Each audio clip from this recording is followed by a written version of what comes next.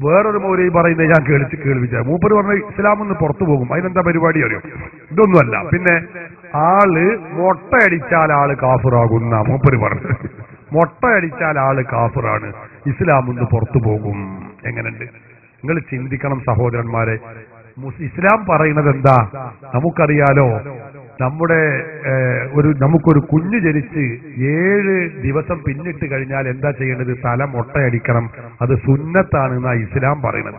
ഇവര് പറയാ തല മുണ്ടനം ചെയ്ത ആള് കാഫിറാകുന്നു. എങ്ങനെയുണ്ട്? നമ്മുടെ നാട്ടിൽ ബാർബർ തൊഴിലാളികൾ എത്രയുണ്ട്? അവരൊക്കെ ഇസ്ലാമിൽ നിന്ന് കാഫിറാകണ ഈ കുഫ്രിയത്ത് ചെയ്യുന്നവരാണോ? എന്താണ് ഇവർ ഈ പറയുന്നത്? അത് അഹ്ലു കിതാബികളെ ജൂതന്മാരെ നസാറാക്കളെ പരിപാടിയാകുന്നു. കേട്ടോളൂ, അയാളെന്നെ പറയട്ടെ. അല്ല, പ്രസംഗം ഞാൻ കേൾപ്പിക്കും. മുജാഹിദിന്റെ ഖുർആൻ ലേണിംഗ് കോഴ്സിന്റെ ഡയറക്ടർ അബ്ദുൽ ലത്തീഫ് മൗലവി എന്ന് പറയുന്ന മൗലവിയാണ് പ്രസംഗിക്കുന്നത്. അയാൾ പറയുന്നത് നിങ്ങൾ ശരിക്കും ശ്രദ്ധിക്കണം. അയാൾ പറയുന്നത് മൊട്ടയടിച്ചാൽ ആള് കാഫിറാകുന്ന. അപ്പൊ ഞാൻ സ്ക്രീനിൽ ശരിക്കും ശ്രദ്ധിക്കണം. ചില മൗലവിമാരെ ഞാൻ കാണിക്കും. ഈ പറഞ്ഞ മൗലവിമാർ തെളിഞ്ഞവിടെ വരുന്നുണ്ടാവും. അതും നിങ്ങൾ കണ്ടോളി, വെച്ചുകൊടുക്ക്. തല മൊട്ടടിക്കൽ കുഫ്രിയത്താ. അത് അഹ്ലു കിതാബിയുടെ സ്വഭാവമാണ് നബി പറഞ്ഞത്. തല മൊട്ടടിക്കൽ കുഫ്രിയത്താ. അത് അഹ്ലു കിതാബിയുടെ സ്വഭാവമാണ് നബി പറഞ്ഞത്. കണ്ടോ? കുഫ്രിയത്താന്ന് പറയാൻ മറ്റേ നമ്മൾ ഇതുവരെയും പറഞ്ഞ ബാലുശ്ശേരി മൗലവി ഉണ്ടല്ലോ, മൂറാണ്. കണ്ടോ നിങ്ങൾ?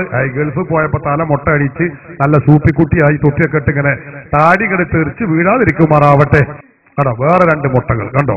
അതാ അത് മുജാഹിദിന്റെ വലിയ നേതാവ് ഖുർആൻ പരിഭാഷകൻ മുഹമ്മദ് അമാനി മൗലവി, അതുപോലെ PK മൂസ മൗലവി പുളിക്കൽ. 2 മുട്ടകളാണ് കാണുന്നത്. സയാമീസ് ഇരട്ടകളെ പോലെ 2 മുട്ടകൾ തമ്മിൽ കൂട്ടിമുട്ടിയ രംഗമാണ് നമ്മൾ കാണുന്നത്. സംഗതി എന്താ? ഇയാള് പറയുന്നു നമ്മളെ നേതാക്കളൊക്കെ നേതാക്കളെന്നതിനെ, പക്ഷെ ആള് കാഫിറാണ്, കുഫ്രിയത്താണ്. കാരണം മൊട്ടയടിക്കൽ കുഫ്രിയത്താണ്. ഞാൻ പറയണ്ട, മൂപ്പര് പറയട്ടെ. തല മൊട്ടടിക്കൽ കുഫ്രിയത്താ. കണ്ടോ? അഹ്ലു കിതാബിയുടെ സ്വഭാവമാണ് നബി പറഞ്ഞത്.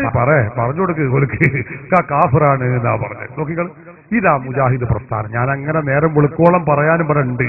പക്ഷേ നമുക്ക് അധികം അനുമതി ഉണ്ടാവില്ലല്ലോ. അതുകൊണ്ട് ഞാൻ നിർത്തുകയാണ്.